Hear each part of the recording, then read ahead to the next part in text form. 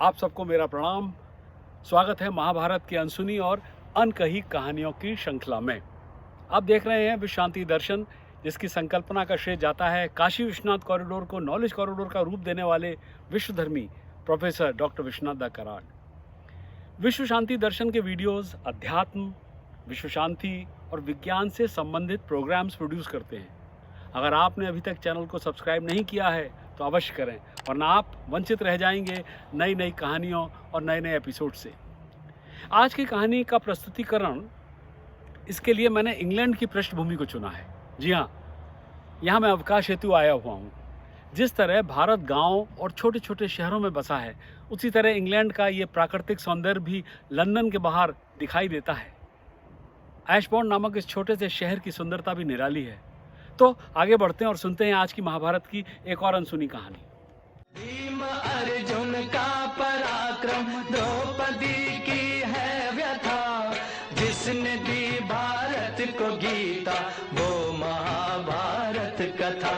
ये महाभारत की कथा, ये महाभारत की कथा।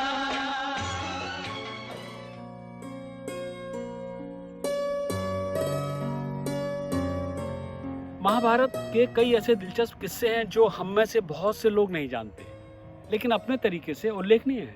आखिरकार ये लगभग 20,000 अलग अलग छंदों वाली कहानी जो है।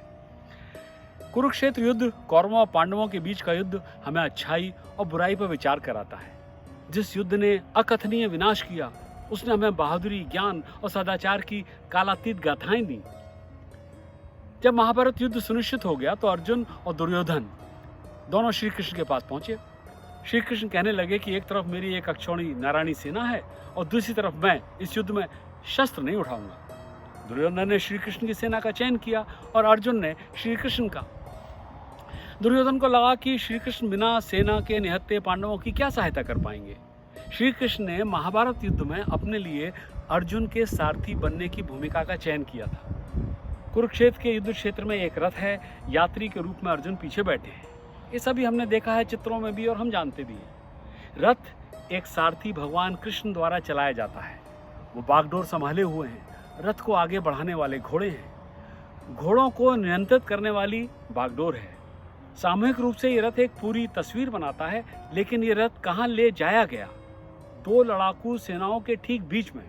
यदि अर्जुन युद्ध करने जा रहे हैं तो कृष्ण उनके साथ सारथी के रूप में बैठे हैं। हमें ये क्या दर्शाता है?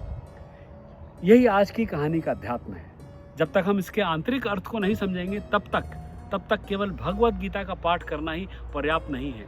गीता हमें रथ पे सवार कृष्ण और अर्जुन के चित्र द्वारा सरल और सुगम तरीके से शिक्षा देती है, लेकिन उचित आंतरिक जांच से ही हम इस चित्र की पूर्णता को समझ सकते हैं, जो जीवन में निहित हर चीज को दर्शाता है। कुरुक्षेत्र में दोनों सेनाओं के मध्य रथ पे सवार कृष्ण और अर्जुन का चित्र मन और इंद्रियों को प्रशिक्षित करने के लिए हमारे आंतरिक उपकरणों का एक प्रतीक है, एक सिंबल है। एक बहुत ही संक्षिप्त और सुंदर वर्णन है, प्रतीकात्मक और अर्थ और गहराई से भरा हुआ। थोड़ी देर के लिए मान लेते हैं कि रथ एक शरीर है, उसमें सवार यात्री अर्जुन जो जीव है, सारथी कृष्ण आत्मा का स्वरूप है, जिसे कभी कभी उच्च बुद्धि के रूप में भी हम संदर्भित करते हैं या संबोधित करते हैं। कुरुक्षेत्र हमारा आंतरिक क्षेत्र है। वो एकमात्र स्थान जहाँ कोई सामना कर सकता है और आंतरिक राक्षसों से हमारी जीत हो सकती है। युद्ध क्षेत्र में राक्षसी प्रकृति के कौरव और दिव्य प्रकृति के पांडव की दोनों सेनाओं के बीच रथ रूपी शरीर को ले जाया जाता है। सारथी कृष्ण के हाथों में जीव, मानस या मन की बागडोर रूपी लगाम है, जिसके माध्यम से इंद्रियां कार्य करने और अनुभव करने के निर्देश को प्राप्त करती हैं। घोड़े इंद्रियां हैं, जैसे आंख, नाक, कान, जीभ आदि। जिन सड़कों पर यह रथ चलाया जाता है वो हमारी इच्छाओं की अनगिनत वस्तुएं और हमारी स्मृति हैं, हमारी यादें। रथ के पहिए सही प्रयास हैं और हमारी मंजिल आत्मबोध है। क्या ज्ञान हमारे अंदर है, हम अपना बोध कैसे कर सकते हैं, यही हमारी मंजिल है। आपका रथ कौन चला रहा है? जब हम सारथी को काम पर नहीं लगाते तो लगाम रूपी मन उचित आंतरिक मार्गदर्शन के बिना, उसके अभाव में स्वतंत्र रूप से चारों ओर फड़फड़ाता है और घोड़े रूपी इंद्रियों को निर्देश नहीं दे पाता। इसलिए हम एकाग्रचित्त नहीं हो पाते और कहीं भी किसी भी इच्छा रूपी सड़क पर यूं ही घूमते रहते हैं, आवाराओं की तरह।